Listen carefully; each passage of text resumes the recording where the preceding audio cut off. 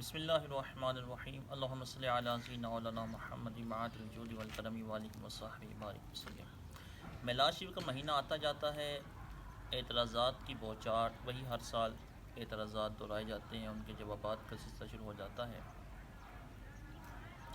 جب ہم کہتے ہیں کہ میلاد منانا ایک مستحب عمل ہے، جائز ہے، تو ہماری مراد یہ ہوتی ہے اس کو مستحب کہنے سے کہ یہ میلاد نہ تو اللہ کے رسول علیہ السلام نے اس حیت کے ساتھ منایا ہے، نہ ہی صحابہ کرام نے منایا ہے، لیکن میلاد منانا چونکہ اس کے اندر جتنے بھی امور کیے جاتے ہیں یہ سارے ثواب اور مستحسن امور پر مشتمل ہے، اور یہ تمام کاموں کا مجموعہ جو ہے یہ اچھے کاموں کا مجموعہ ہے۔ اس وجہ سے قرآن مجید کی آیات کے عمومات کا تقاضا یہی ہے کہ میلاد شریف کرنا بھی جائز ہی ہو۔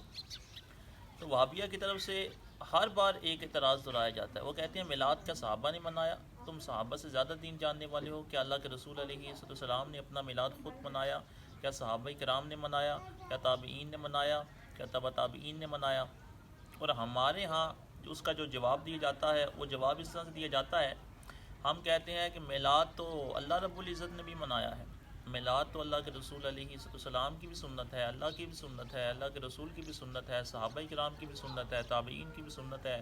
صحابہ کرام نے فلاں موقع پر جو ہے وہ حضور علیہ السلام کا اس میلاد جو ہے وہ اس کا تذکرہ کر رہے تھے، بیٹھے ہوئے تھے، اور اللہ رب العزت نے حضور علیہ السلام کی میلاد کی رات جو ہے وہ یہ حکم دیے، جبریل کو یہ حکم دیے، فرشتوں کو یہ حکم دیے۔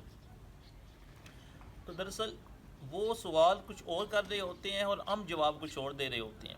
وہ سوال یہ کر رہے ہیں کیا اس حیت کے ساتھ، جس حیت کے ساتھ تم میلاد مناتے ہو، کیا اللہ کے رسول علیہ السلام نے بھی اسی حیت مروجہ کے ساتھ میلاد منایا ہے یا نہیں منایا؟ صحابہ نے منایا ہے یا نہیں منایا؟ تابعین نے منایا ہے یا نہیں منایا؟ ہم کہتے ہیں منایا ہے، تو یہ ہماری بات غلط ہو جاتی ہے۔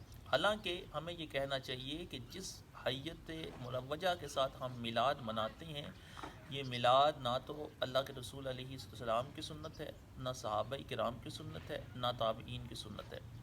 یعنی اس حیت مروجہ کے ساتھ یعنی ہم 12 ربیع الاول کو جلوس نکالتے ہیں، وہ جلوس چلتا جاتا ہے، پھر جو ہے وہ جھنڈے لہراتے ہوئے جو ہے ہم اپنی منزل پہ پہنچتے ہیں، وہاں کھانا وغیرہ طعام کا جو ہے وہ بندوبست ہوتا ہے، وہ سارا کچھ۔ ہمیں یہ کہنا چاہیے کہ میلاد کی اصل وہ قرآن سے بھی ثابت ہے، اللہ کے رسول علیہ السلام کے فرمان سے بھی ثابت ہے، تابعین کے عمل سے بھی ثابت ہے۔ میلاد کی اصل ان سے ثابت ہے، لیکن اس حیت کے ساتھ میلاد منانا ان سے ثابت نہیں ہے۔ اب وہ کہتے ہیں کہ جب صحابہ نے نہیں منایا، اللہ کے رسول نے نہیں منایا، تو تم وہ کام کیوں کرتے ہو؟ وہ کام تو کرنا ہی جائز نہیں ہے جو اللہ کے رسول علیہ السلام نے نہیں کیا، جو صحابہ نے نہیں کیا۔ ہم کہتے ہیں، اور ہمارے جو ہے وہ سنی حضرات وہ کہتے ہیں واہ واہ، دیکھو بھئی کیسا زبردست دلیل دے دی انہوں نے کہ جب صحابہ نے فعل نہیں کیا، اللہ کے رسول نے فعل نہیں کیا، تو یہ فعل کیوں کر رہے ہیں؟ دراصل وہابیوں کا مسئلہ یہ ہے کہ وہ خود ہی قاعدے وضع کرتے ہیں اور انہی قاعدوں کو وضع کر کے وہ امت کے اوپر جو ہے وہ لگا دیتے ہیں، اور لوگوں کو جو ہے وہ اس بات کے اوپر مائل کرنا شروع کر دیتے ہیں کہ ہمارے وضع کیے ہوئے قاعدے جو ہیں یہ ان کو بھی ماننا شروع کر دو۔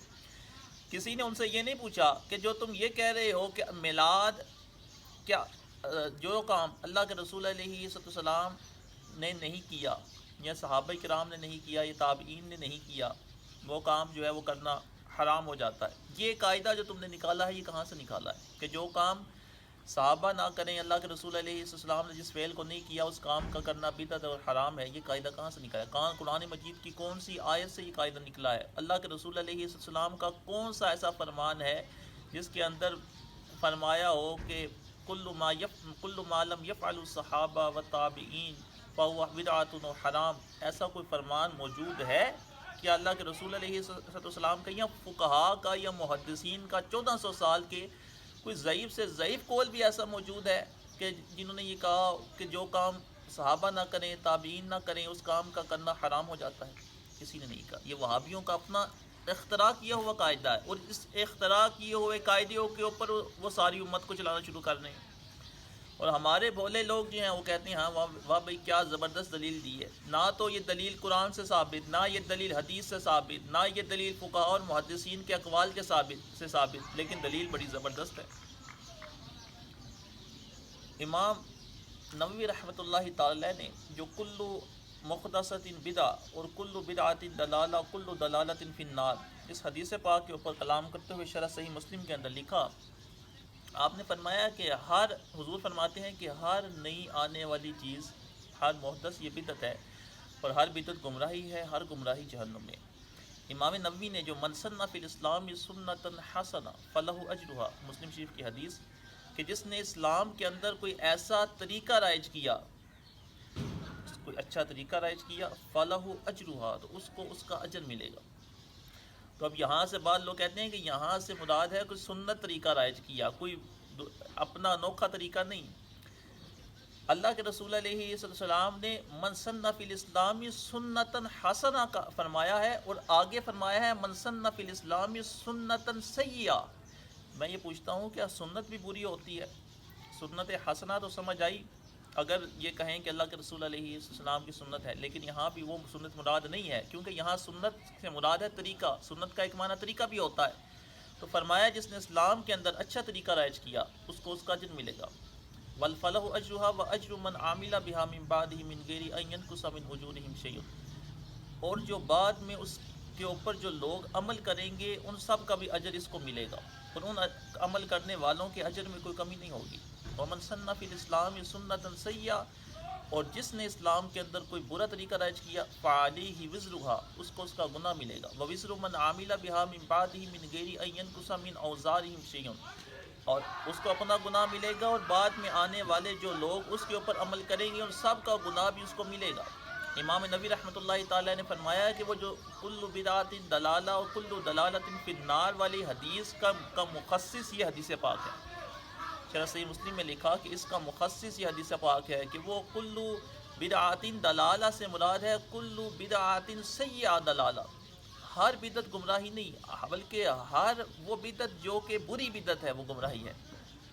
آپ نے فرمایا اس کا مخصص یہ حدیث پاک ہے کہ وہاں کل جو ہے وہ عموم و شمول کے لیے نہیں ہے، وہاں کل استغراق کے لیے نہیں ہے، وہاں کل عموم سلب کے لیے نہیں بلکہ سلب عموم کے لیے ہے، اور اس کا وہ عام جو ہے اس کا مخصص یہ حدیث پاک ہے۔ امام نبوی رحمۃ اللہ تعالی نے لکھا۔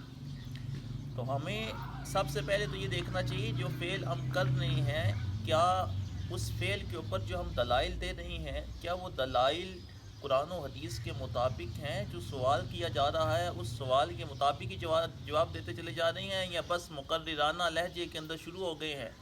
اللہ رب العزت کی بارگاہ سے میلاد شروع کیا ہے اور جو ہے وہ قیامت تک جو ہے وہ ثابت کر دیا ہے، بجائے اس کے اگلے کا موقف، اس کا مدعا اس کو سمجھا جائے اور اس کے لحاظ سے جواب دیا جائے۔ اللہ رب العزت عمل کی توفیق عطا فرمائے، آمین بجاہ نبی الامین صلی اللہ علیہ وسلم۔